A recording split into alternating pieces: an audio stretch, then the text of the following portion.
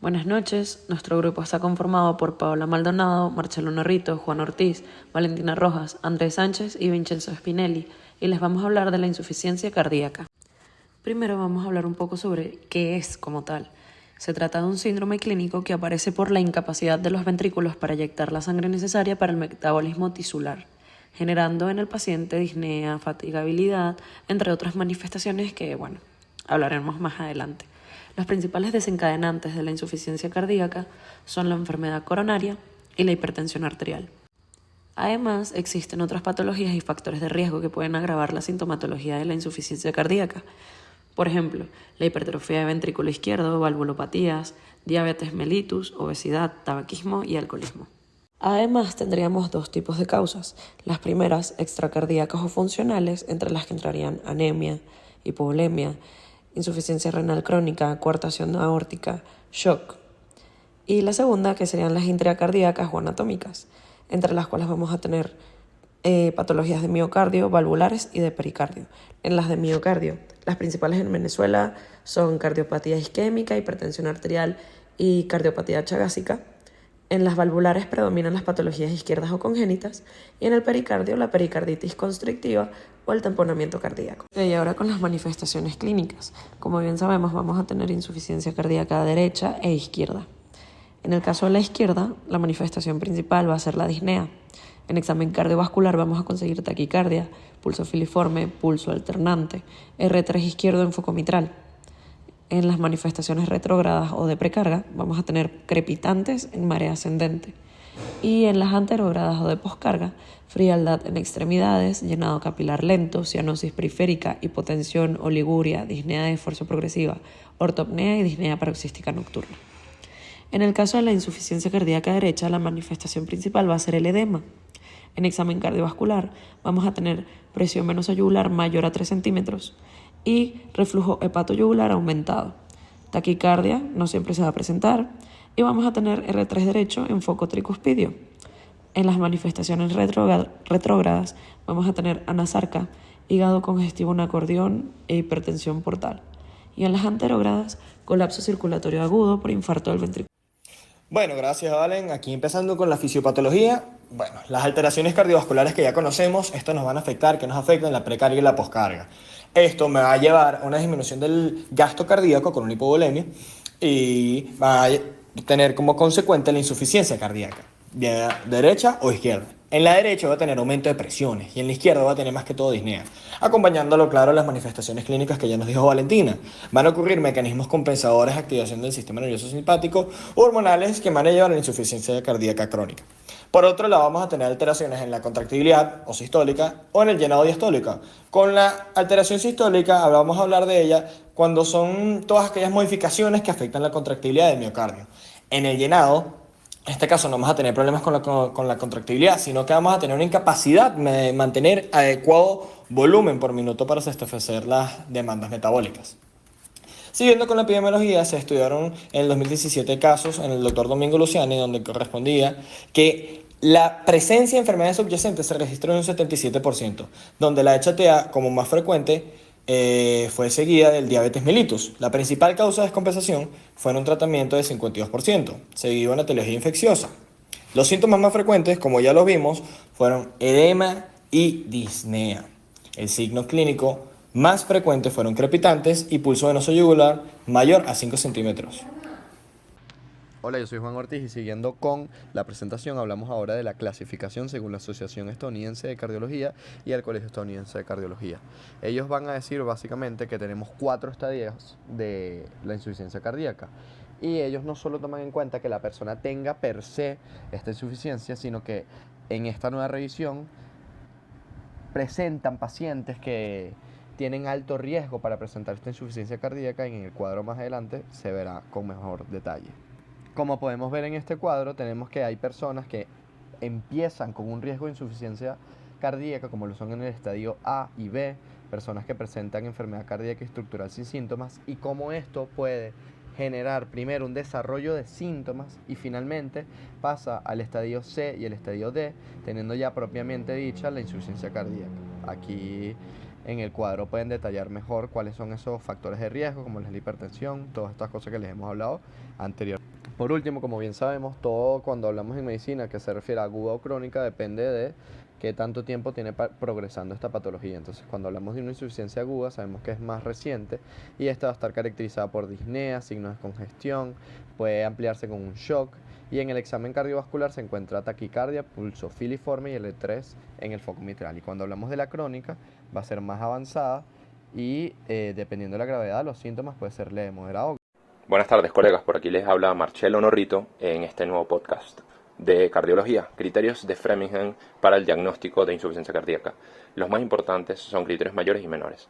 En los criterios mayores tenemos la disnea paroxística nocturna, la ingurgitación yugular y la cardiomegalia como más importante. Y los criterios menores de más importancia son los edemas en miembros inferiores, la tos nocturna y la disnea de esfuerzo. Cuando le vamos a realizar un examen físico a nuestro paciente, debemos registrar la tensión arterial sentado, en decúbito y de pie, para excluir hipotensión ortostática, la frecuencia cardíaca, el ritmo y las características del pulso. Además, va a haber una eficacia estadística de hallazgos clínicos, en el que un infarto del miocardio va a tener una especificidad de 86% y un valor predictivo de 92%. Por ende, personas que hayan sufrido un infarto del miocardio van a tener mayor probabilidad de sufrir una insuficiencia cardíaca. Además, en síntomas, la disnea de esfuerzo tiene una elevada sensibilidad, pero poca especificidad, y en los signos el desplazamiento del ápex es el signo más característico porque tiene una especificidad muy elevada y un valor predictivo positivo también bastante elevado. Por ende nos va a inducir, nos va a hacer pensar sobre esta patología de insuficiencia cardíaca. El diagnóstico es netamente por ojo clínico, ¿ok? Netamente por el clínico, diagnóstico sindromático, y los exámenes complementarios. Por último, los exámenes complementarios como la rayos X y el ecocardiograma y el Doppler, como ya comenté, dije que son exámenes complementarios para definir la etiología y para definir el transcurso de la progresión de esta insuficiencia cardíaca en nuestro paciente. Para el examen físico vamos a registrar la tensión arterial sentado, en decúbito y de pie. Vamos a registrar también la frecuencia cardíaca, el ritmo y las características del pulso y patrones respiratorios. La eficacia estadística de hallazgos clínicos para el diagnóstico de insuficiencia sistólica. Vamos a tener antecedentes como infarto del miocardio con una especificidad del 86%, es decir, bastante alta, y un valor predictivo negativo del 92%, también alto. Por ende, un paciente con insuficiencia aórtica mitral tiene un 86% de probabilidad de tener insuficiencia cardíaca, y un paciente sin insuficiencia aórtica mitral tiene un 92% de probabilidad de no tener insuficiencia cardíaca. Entre los síntomas tenemos disnea de esfuerzo, una sensibilidad del 100%, especificidad del 17%, baja, BPN del 100%, disnea paroxística nocturna en una especificidad del 80%. Entre los signos tenemos el desplazamiento del ápex con una especificidad del 96%, que es muy alta, y una sensibilidad del 66% y un BPP del 75%. El diagnóstico es eminentemente clínico, ya que es un síndrome donde los signos y los síntomas identifican la patología. Los exámenes complementarios indican la etiología de la insuficiencia cardíaca. El electrocardiograma para todos los pacientes con sospecha de insuficiencia cardíaca para determinar el ritmo cardíaco y el diagnóstico de arritmias. El electrocardiograma normal pone en duda el diagnóstico de insuficiencia cardíaca. Las ondas Q patológicas sugieren secuelas de infartos al miocardio. El rayos X de tórax se lo vamos a realizar a todos los pacientes con sospecha de insuficiencia cardíaca. El hallazgo de cardiomegalia, signos de congestión venocapilar, como redistribución del flujo vascular, pulmonar, hacia los vértices y o edema intersticial pulmonar, son signos de insuficiencia cardíaca. La radiografía de tórax permite excluir la enfermedad pulmonar como causa de la sintomatología. El ecocardiograma y el Doppler lo vamos a realizar de rutina en la evaluación inicial y en el seguimiento. Esto permite objetivar los trastornos estructurales miocárdicos, valvulares y o pericárdicos, y define la presencia de disfunción sistólica o diastólica. Gracias, Pau. Por acá, Vincenzo. Vale la pena revisar este cuadrito de exámenes complementarios que podemos solicitar a pacientes con IC y cómo interpretar cada uno de los hallazgos, bien sea para el pronóstico de nuestros pacientes, seguimiento de su tratamiento o para determinar la etiología de la IC. Por un ejemplo, en el hemograma completo, el hallazgo de anemia, que además de que puede exacerbar o precipitar una IC y ser un factor de pronóstico adverso, también en sí es un diagnóstico etiológico, ya que es una de las causas extracardíacas de una IC. En cuanto a la función renal, si estos parámetros están alterados y además la clínica concuerda con una insuficiencia renal crónica, tendríamos, por ejemplo, otro hallazgo que nos puede decir que es la etiología de nuestra IC.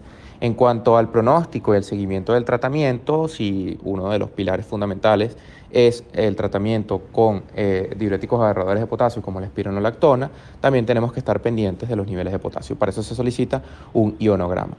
En cuanto a la glucemia, tenemos que también estar pendientes de los niveles de glucosa, ya que una insuficiencia cardíaca descompensada puede descompensar la diabetes y entonces alterar estos rangos de valores normales de glucosa. Otro ejemplo podría ser una insuficiencia cardíaca derecha, descompensada o descontrolada, la cual, mediante mecanismos retrógrados de congestión, hace que, valga la redundancia, se congestionen los sinusoides hepáticos y por lo tanto no sean funcionales al 100% los hepatocitos. Esto me puede alterar, por supuesto, en el hepatograma a las enzimas hepáticas y además a los niveles de albúmina, recordando que el hígado es uno de los órganos que se encarga de la síntesis de la misma. Además, en el síndrome nefrótico también, porque un aumento de la pérdida de albúmina también puede verse entonces disminuido estos niveles de albúmina. Y en cuanto a las hormonas tiroideas, pues tanto el hipertiroidismo como el hipotiroidismo sabemos que se encargan de regular la frecuencia cardíaca y bueno, alteraciones en este tipo de hormonas también pueden alterar la función cardíaca y exacerbar la insuficiencia de la misma. Otras pruebas de laboratorio o valores que podemos solicitar también dependen del contexto. Ejemplo, en un paciente cuya insuficiencia cardíaca tenga una probable etiología de una isquemia coronaria, podemos entonces solicitar enzimas cardíacas y troponina para verificar que dicho diagnóstico de IC sea gracias a una isquemia del miocardio y los valores de colesterol para tener un seguimiento, ya que sabemos que altos valores de colesterol pueden precipitar a que exista una nueva enfermedad coronaria isquémica. Los péptidos natriuréticos, además de ser útiles para establecer el diagnóstico de una IC, también se utilizan como marcadores de pronóstico, ya que el descenso de los mismos va a presentar en pacientes que tengan una mejoría o una respuesta al tratamiento. Y las otras que podemos ver acá, por ejemplo, determinación especial de ferritina y saturación de transferrina en pacientes mayores de 40 años que tengan lo que se llama diabetes pigmentada, diabetes, artritis y además hiperpigmentación cutánea, que es característico de la enfermedad hemocromatosis. Además de serología para Chagas, saber si existe una miocardiopatía no isquémica que se deba a Chagas y algunas serologías virales como por ejemplo el virus Coxsackie-B o el HIV y algunos otros anticuerpos, por ejemplo sospechar una enfermedad del colágeno. Todo esto para determinar la etiología de nuestra insuficiencia cardíaca.